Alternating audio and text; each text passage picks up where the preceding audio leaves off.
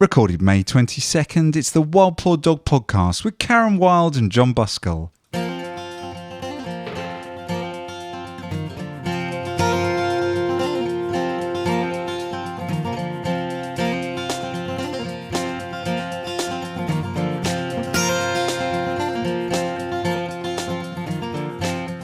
Hello everybody, it's John Buskell here. And it's Karen Wilde. And this is the podcast that gives you help and advice on how to train your dog. It doesn't matter if you're an experienced dog owner, you've just got your first puppy, or you're thinking about buying one. Yes, there's something we can all do to make the life we share with our dogs better. Karen, how you doing? I'm good, thank you. In this week's show, we've got some great things. We've got some gossip and goodies from the Dogs Trust Honours Awards, which I went to last night. We're going to be talking about a magic training thing that everybody can do and is very, very easy and is going to help your dog to be super reliable. And we also have an interview that I did with Alan Parton from Hands for Heroes, which is a charity that gets support dogs for ex-service men and women. Fantastic charity, incredibly inspiring story. And I caught up with Alan while I was at Crufts, and I've been dying to let everybody listen to this because he's just such an inspiration. So, quite a busy show. Oh, I hear you've been out and about as well. Yes, last night I went to the Dogs Trust Honours Awards, on behalf of With Dogs Today, who I write their training articles for. It's a very good magazine if you haven't picked it up already.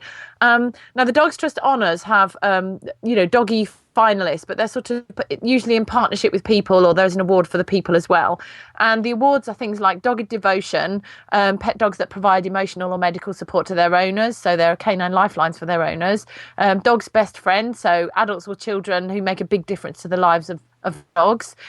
Hero Dog, so a pet dog that's perhaps performed an amazing act of bravery, and also hero pets in the service industry, so a service dog that's performed an amazing act of bravery or something courageous. And it can be the police, armed forces, search and rescue, anything you think. And honestly, John, every single category had stories in it that you would just think, why would anyone want to treat a dog badly when you can see what our dogs do for us, when you can see how people devote their lives to them? It's just the most incredible thing. There was a couple that really jumped to my attention. One, there were so many, but AJ was one where the family have been through some unbelievably tough times. I mean, the mum was saying, she was the mum's AJ, was the seizure alert dog for the family. And then when the mum went into labour, the dog was present throughout the whole birth, stayed in hospital with the family, slept by the newborn baby's cot. The mum had bleeds in her eyes and was registered blind after the birth. So then AJ became her guide dog, and no special training, just he'd already got a previous role. Honestly, this dog is such a lifeline to this family, and they were given the award for Dogged Devotion.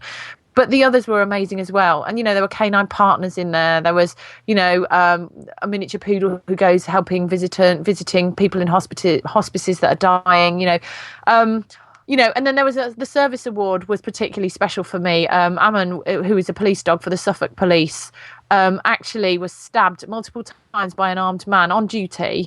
He'd been sent in to challenge the man. The dog was stabbed repeatedly, and the handler could see that, tried to help the dog get, because the man was still stabbing the dog, got stabbed himself, and they both restrained and disarmed the guy in the end. Both survived the attack, and both are still working together, visiting schools and things like that as well. It's just the most incredible thing.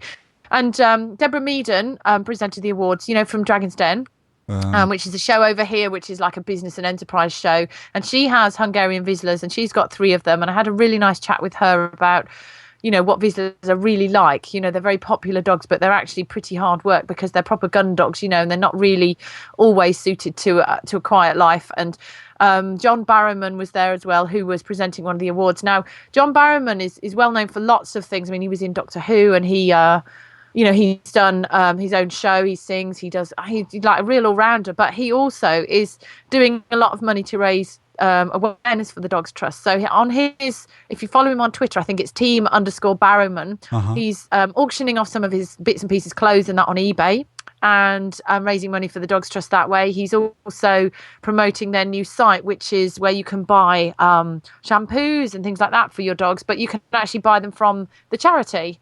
So I tweeted about that earlier on today, and I'll tweet about it again. So if you want to know more about that, get hold of me on Twitter or have a look at the blog, and you can actually help raise money for the Dogs Trust. So yes, there's celebrities there, and it's really nice that they're raising awareness, but the real stars, and I know this is really schmaltzy to say it, but the real stars are the dogs and their owners.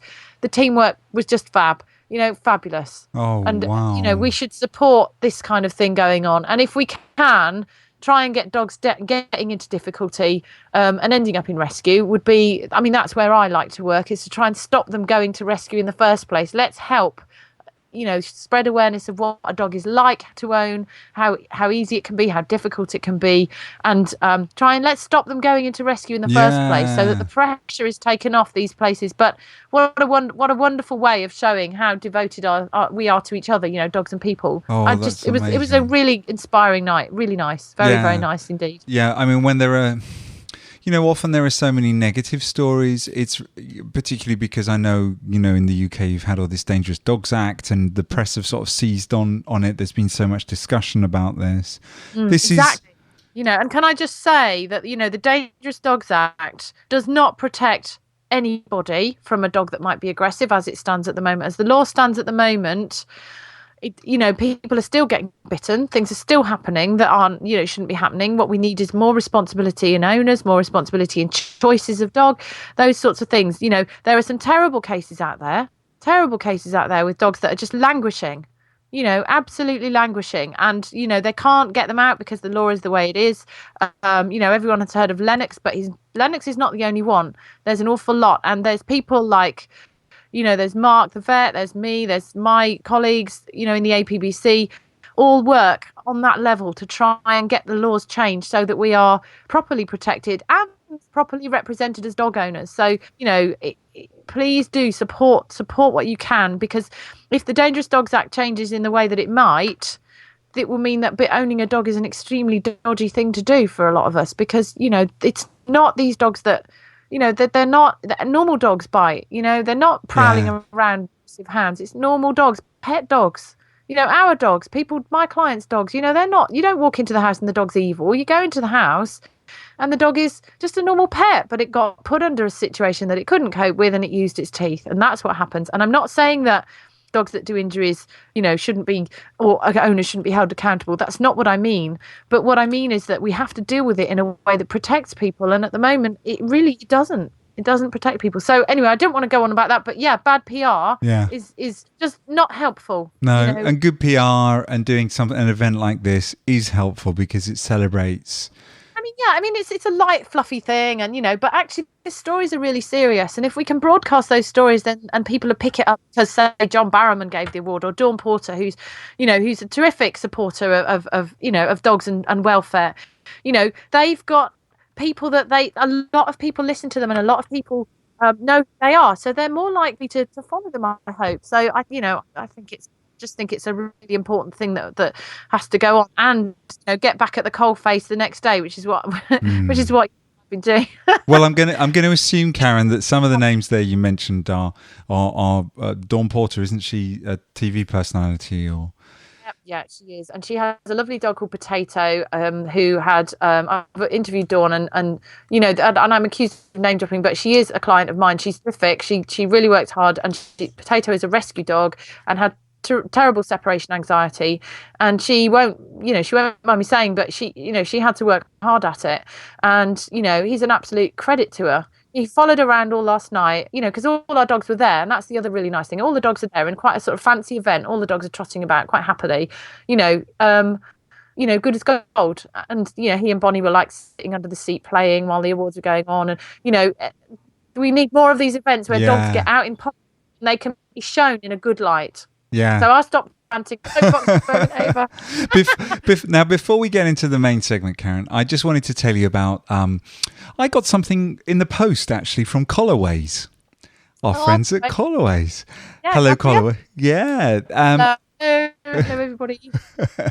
I got sent the Zogo Flex toys, 2 of the Zogo Flex toys, which are these amazingly tough, sort of buoyant, pliable, they were sort of round ball type things, and they are super, super chewy, really good to chew, are almost indestructible. And I gave them to the woofs here, and boy, did they love them. They were really, they seem really good, actually. They bounce a bit. You know, I reviewed a Zogo Flex Tux, I think it's called, and I've probably got that wrong, but it's that's almost, it's like a sort of tricorn toy with a hollow piece in the middle that you can put things in, and you could freeze it, but it's not that sort of really smelly rubber. It actually doesn't smell. That's it. I got sent the Huck, and it's the same kind of material. Yeah, they're really nice colours. No, I think they're really good toys, actually, and and obviously they sent them to us, and we do review other things, and that, this is independent here.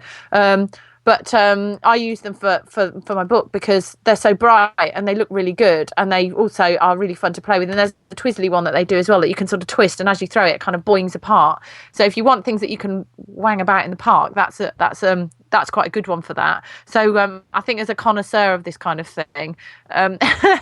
Well,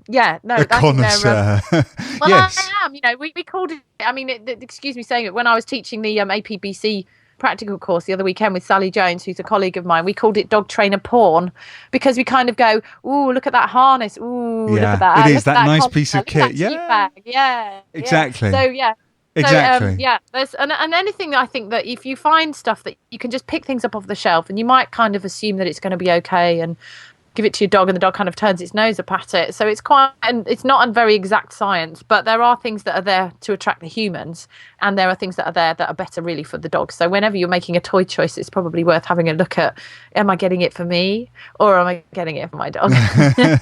So if you want to have a look at those, just go along to Collarways, and that's collarways.co.uk. And like Karen said, this is not an advertisement. I just got sent it and loved it, or the dogs loved it, and it was a pretty piece of kit, so I thought I'd mention it on the show in case you wanted to check that. Collarways.co.uk, or is it collarways.com? I'm not sure. Collarways.co.uk. I just pulled it up. There's some lovely new bits coming out, and we'll try and keep on top of them, because I think anything that you've got, if you're listening and you've got a toy that you would not be without, it could be like an instant toy that kind of you play with your dog with it, or one that you leave your dog with to play with on their own, or one that you found that really does take the dog a lot of chewing to destroy it, because there's no such thing, I don't think, as a completely indestructible toy. Then let us know, because we can share that, and then that might make the world better for everybody, and dogs have a bit more fun. So good idea.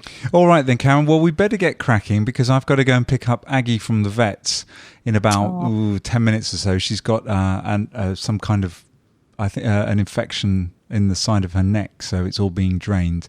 So let's get on with the main segment then. I wanted to talk. It's something that people underestimate hugely, and how useful it can be, is teaching your dog to sit. Now, I call it super sit. The reason it's super is because what you are doing is something that most dogs can do already, but you're doing it in a way that makes the dog feel calm, comfortable. They understand what's going on. It's very reliable for them. So, why would we do that? Why would I, as a trainer who could, sort of talk about all lots of different training aspects, go on about a sit, which most people would think was pretty basic, pretty boring? I want everybody to take a look at their dog, and I want you to think about what your dog can do. Let's not think about what they can't do for a minute. Think about what they can do. And most dogs, unless you count Maisie, my new dog, most dogs can sit. Okay, Maisie physically can sit. She just hasn't really been taught to do it on cue. So it's a very simple thing, and we undervalue it hugely, in my opinion. Why? The first thing you normally taught in dog training is you teach your dog to sit by luring it into a sit. You put the treat quite close on its nose if that's the method that you're using, and you lure their nose upwards so they're sniffing at the treat, and then their bottom drops to the ground. Now, you get that over and over, and you teach them that the word sit and the hand signal means sit, or you click so that they understand the word, and a hand gesture or just a word means sit there, and it means sit until I tell you to move. So every time they do it to begin with, you reward the dog, and then gradually you fade the reward so that the dog gets a reward every now and again. And then you've got a fairly reliable action. That's the mechanics of the sit. But what you've got to think about in a more deeper sense is that this is something that is reliably rewarding for your dog. So the dog is understanding, unless you do it slightly wrong, you are teaching your dog that something is fun. It's fun to sit because I'm going to get something out of it. I might get a tickle on the chest. I might get something that I want afterwards. I might get a toy thrown for me. A sausage. I might get my dinner.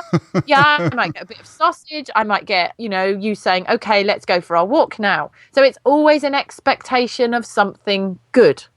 It also means that then when the dog does want something good to happen, they're going to sit in an effort to try and get you to do it. Yeah. Now, that's much better for the dog, if you think about it, than jumping up, barking, trying to snatch. It's an expectation of something good, so it becomes a please. So a sit becomes a please. So yes, you teach your dog to sit because they want things.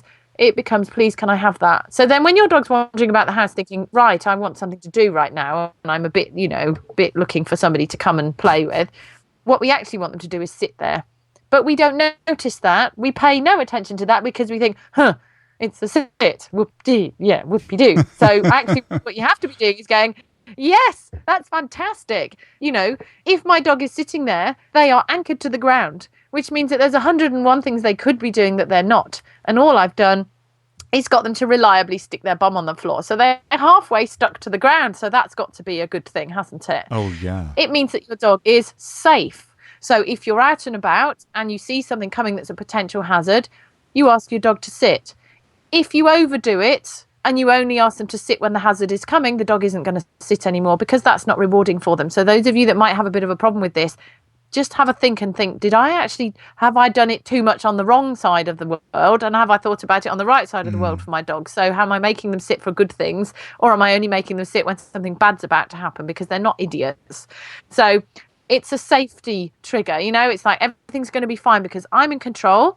You're going to sit. Nothing's going to come near you. What other dog? What lorry? What cat? Everything's fine. You just have to listen to me, and it's reliably rewarding. And here we go. This is really good. It teaches the dog to focus on you. Can I say, Karen? Yeah? Sorry to cut you short there, but you can't get a dog to sit when it's snowy outside, like it's 3 months of the year here. No, but then why would you? You wouldn't need to do that, would you? You could use something else for that. I mean, what I'm trying to get across is you could use any control exercise you like, anything. Sure. But today we're talking about a sit being a useful one. So, you could do a recall, you could do a stand. If you've got a sight hand, those of you with sight hands are probably bellowing at me at the moment. It's not very comfortable for the sit. No, you don't have to use that. And most sight hound owners that I know teach a jolly good stand, a stand stay, or they teach a down stay. So it doesn't have to be a sit. Right. But I'm just using this as an example. Yeah? So it's any control exercise is going to give your dog a real feeling of, I know what's going to happen. And let's think about that. The predictability aspect, it's predictably good. It's not predictably bad. So predictably good means relaxing, doesn't it? Yeah. And what I'd like everyone to do is to start small on this. So if you're reviewing it and thinking, well, they won't sit when this happens and they won't sit when that happens, maybe that's been a little bit inconsistent. Maybe you've been a bit close to whatever it is that's a bit scary or unsettling and the dog hasn't learned that it's okay. So you need to maybe give another distance or perhaps use a different threshold. So gradually increase that threshold. So if it's too close, you start further away, get them to sit further away, get them to move a little bit closer, get them to sit and then leave it, and then maybe do it again a bit closer and then leave it and then do it a bit closer and then leave it. That's good training and it's a good gradient to follow. It's what you call a stimulus gradient. So you're gradually increasing what you're doing. So if you're thinking, well, that all sounds very good, but I can't get my dog to sit in front of a Hoover, don't do that. That's flooding. So there's lots of reasons why that wouldn't be a very good idea. But what you can do is record the sound of the Hoover, get the dog to sit, play the sound very quietly, then reward them for sitting, and then do something else and let them go. And then the next time you decide to do some training, you do it a little bit more intensity so the dog's not reacting each time. So this is how you get over certain behaviour problems. You need to have an expert helping you with it, obviously, if you have got a behaviour problem. But what I'm trying to get across is it's such a simple thing. It's right under our noses. That we sometimes forget it, or we forget it often. We do. We do. A super sit, it's so effective. It's something that I use as a tool, part of my toolkit. So it's not the only tool. So like I say, or like John rightly says, you're not going to get them to sit in the snow. Well, you wouldn't choose that tool out of your toolkit any more than you could use a screwdriver to open a can of paint, but it was probably going to damage the screwdriver. Well, there they go. Hello. Yes. They agree.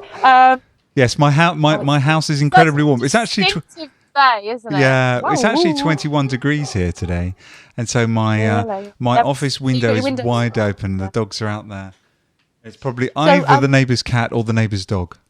Yeah, that was a fascinating. It's like beautiful. So you've got to start small. You've got to work on the right tool. Like I was just about to say, if you could use a screwdriver to open a tin of paint, but it's not actually the best tool for the job. It might damage the screwdriver. It will do it. I do it all the time, which is a bit annoying because it makes it all blunt, but you could use something else and it would work just as well. So you could use a handle, or you could use it, so that it's not the only thing to do, not at all. But what I'd really like people to do, if you are thinking, I can already do this, I don't need to teach anything fancy. A sit will stop my dog chasing. It will stop my dog running away. It will stop my dog jumping up. It will stop my dog getting worried. Now, you might need expert help if you have a worried dog, so watch it on that one. There are lots of things you can use this tool for. So let's revisit. So what I'd like to do, if you want to come in on this one with me, is make a little chart. It just needs to be a piece of paper, or you can draw it all out and do 15 sits a day with your dog. Not, you can sit as well if you want, but in different circumstances, but for 10 days. Make them very, very easy. So no longer than 15 seconds, really, and do different things. So you might start with a 5-second sit just to make sure your dog remembers how to do it, or you might just do an instant one. Just make sure your dog can still do it happily. Start somewhere really boring, kitchen, lounge, anyways, comfortable, garden, where there's very few distractions. And you might do, in your 15 of that day, you might do 15 around the house, and you can add in the usual ones like, sit for their dinner, or sit to have their lead put on, but make the rewards definite, a sit to go out of the door, or I say a sit to have their lead put on, a sit to have it taken off, a sit before they have their dinner, before they have anything. So it's not just feeding them treats. It's not about that. It's about working it into your everyday routine and try and keep your tally of 15 a day for 10 days. Don't put them in a situation that's going to stress them out. Do it gradually, and don't walk off and leave them in the room and hope they're going to stay. You might want to build up to that, but try and be a bit scientific about it, and let's have a little chart and let's see what you get at the end of 10 days. And I'd like to hear from you. That sounds fabulous, Karen. That sounds like a really, really good idea. Well, I should be doing it too. Definitely. I should be doing it too. It's amazing. This is why I started to think about it, because I thought, she's not really had a lot of different things that she's learned. So she hasn't got that language. She doesn't have that language of, you do something and I do something, and then I do something and you do something. She's not got that, but I can tell, or at least if she did, she doesn't have it with me. So I'm training her like that. And I just thought, it's so useful. It's so easy. It really is. So, go for it and see what happens. And if you want to have a goal in mind, you can. I'd really like my dog to sit quietly the minute I pick their lead up. And this is going to be my goal. So in 10 days' time, I will have practiced so many sits that my dog is just going to be so used to saying, when I say sit, that they just do it. Then I'm going to make that my goal, that they actually sit for their lead to be put on. But don't start with that and end up bellowing at them because they won't do it. That's not the right way to do it. Do it gradually. Go back to primary school or kindergarten and work your way back up again. All right then, Karen, I think it's time for the interview with Alan Parton.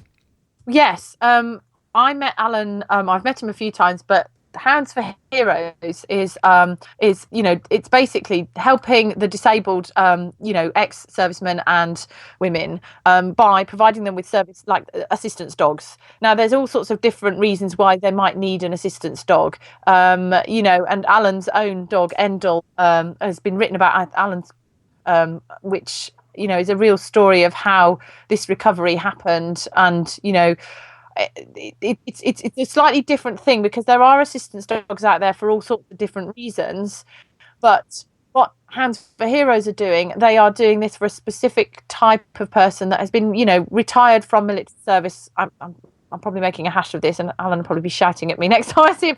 But it's a specific thing. And what you will hear from Alan when he's saying in the interview is the kind of angle that they're taking with this. And it's quite a refreshing new angle that you could really think, yeah, these are people that have, supported their country, and they've chosen this job, and then for whatever reason they've been invalided out, or something's happened to them to mean they no longer can do that job, and that is a big deal.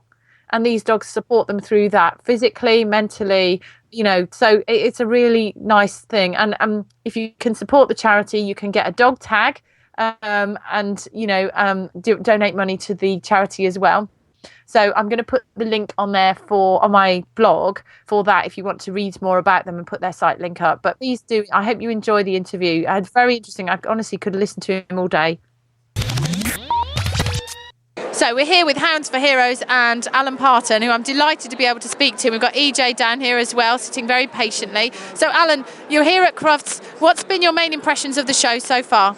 Well, this is my 18th Crufts, so I mean, I've seen it develop, change and grow, but this has been a nice Crufts. I feel there are a lot of things going in the right direction in every aspect, and we've had 2 wonderful days so far, very successful for the charity. But what has been most remarkable is the people. The dog owners who are out there. They're a caring bunch, and that's coming through loud and clear. So Crufts is all about the dogs, isn't it? I mean, I know there's got the controversial points to it, but I think it's all about the dogs, and we like to think it's all about welfare and how we can change that. Now, you made a very good point earlier about, you can't fight from outside the ring. So you're here representing a really good force almost with Hands for Heroes. So tell us a little bit about Hands for Heroes for those of people that are listening that don't know much about the charity. Well, a couple of years ago I was asked to be the face of the British Legion Poppy Appeal, and they said, did I mind being photographed in London with a model? And I thought Kate Moss, Claudia Schiffer. And when I got there, it was a great big 6-foot chicken wire man full of poppies. And when the poster was finished, it was a light on moment for me. It said there are over 900,000 injured servicemen, 900,000. And I realised only a few had assistance dogs. And obviously my life was transformed by Endel. And I thought, why should our story be the exception when I wanted it to be the norm? So I got together with some serving members of the armed forces, and we decided there needed to be a charity for us injured servicemen. Very quickly recognising the name Hounds for Heroes really shouldn't just be for injured servicemen, but also for policemen, firemen and paramedics injured in the course of their duty. And we set off to raise £100,000, and little did I know the dog-loving public would throw themselves behind the cause. And within a very short time, we hit that target, our Puppies on Parade appeal. We were able to get our first 6 puppies, all named after military-related causes, and one of them, more significantly, was named Yompa after Richard Hollington, the 300 servicemen killed in Afghanistan. And we actually had, this morning, we had Yompa here, our first dog on parade at Crufts. He's just old enough to be here. And we had the family of that guy, and already, and something we didn't appreciate was that this young chap was healing the broken mother's heart. She's got a lot of hope in this guy. We had Royal Marines that had served with him. We had representatives from the Army, Navy, Air Force, Royal Marines. We had police, fire brigade, ambulance service, all here, but really showing that message, that level of support. And what I want the public to know is we are not sat on our backsides thinking anyone owes us a debt of gratitude. This is a charity for us, with us helping, making it happen. But with the public support, we're really going to make this happen. 900,000 people out there needing our help. Injured servicemen and women have given their all, and we've started off with 6 puppies, but we've got the fire in our belly to make this happen, and all we can say is, help us do that. So the puppies then, tell us a little bit more about them. Well, they're wonderful. We use Labradors and Golden Retrievers, and we've got Juno, who was named after the D-Day beaches, Flanders, self-explanatory. We've got Colonel, we've got, I'm going to have to look at the name sheet here. We've got Red 4, who ironically was named after the RAF Red Arrows pilot who lost his life. We were the beneficiaries of the Bournemouth Air Show, and when that pilot lost his life, we felt very strongly that we should introduce a dog called Red 4, and we're going to meet the widow Emma in a fortnight's time when we launch the second Bournemouth Air Show. We've got our 2 new puppies, 8 weeks old now, and they're called Captain and Poppy, our first girl on parade. And we're now going to take on Vanguard, HMS Sultan, and our last one is Bunker, named by a golf club, so you might see the synergy there, so Bunker sort of snicked in there. But, each one quite significant about what they are, but each one with an incredible task ahead of them. And, when I was injured in the first Gulf War, out of 98 of us badly injured, only 5 of us remain married now out of 98 marriages. So marriages are falling by the wayside. Endel saved my marriage, and because of him I remarried the wife I'd forgotten. So, I would rather our story was the norm, not the exception. And we've got the fire in our belly to make this happen. And these dogs, you know, they're very much a catalyst, aren't they, for recovery? They are. We're also going to be placing dogs with those with post-traumatic stress disorder, and we've got a chap who hasn't been out his house since '96, was one of the first soldiers in the houses in Bosnia where all the villagers were stacked up after being massacred, and already he's applied for our dog, and we said to him, well, he would have to go out the house to exercise the dog, and the other day we got a telephone call from him, and he said, I've been outside the house for 10 minutes with one of your money boxes, and he had married his wife in the house, had children in the house, you know, because he couldn't get to hospital, and the other day those children saw their dad go out the house for the first time. So the hope and aspirations there, and it's then that is as a physical injury to him as someone losing an arm and a leg. And we are not about those injured today, we're about those injured in Northern Ireland when there were 18 blown up by IEDs, the Falkland, the First and Second Gulf War. You know, there are nearly 1 million injured servicemen out there, not injured in Afghanistan today, and it's those we've got to remember as well. So if someone listening to this wants to get involved, they want to help, how can they do that? Go to our website, houndsforheroes.com. Everything is downloadable from there. We don't have forms on the stand. We don't waste paper. Everything's downloadable on the website. Every penny coming into the charity has to go on dog training and their welfare. And, you know, they will see ways they can help us. And just to let everyone know, our dogs train for 2 years, they work for 8 years, and then they retire at 10. None of our dogs will work past 10 because we want them to have a quality retirement.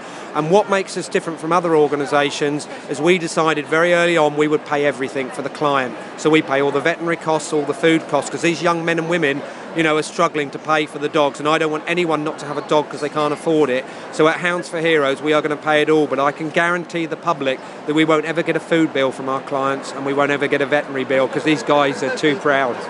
Yeah, I can imagine. Alan, it's been fantastic talking to you. Thank you. No, thank you all, and you know, we're going to have a good show. If you get an opportunity to listen to this and you're still around, come and visit us. You'll get a warm welcome. Well, thank you very much. I look forward to hearing about your sit-stay training as well, and I'll hear from the next podcast. Remember to send your comments in to us and catch up with me on Twitter. I'd love to chat to you, and my Twitter name is Wildpaw, WILDPAW. And remember, of course, if you're looking for more in-depth training advice, why not build your own dog training manual that's tailored to your needs? And that's at Karen's website too, at intellidogs.com. If you'd like some website design or online marketing services, including a web audit, a design, a podcast even, do give me a shout. Just come along to jontusmedia.com/John or get in touch with me on Twitter. So until next time, remember, be very nice to your woofs.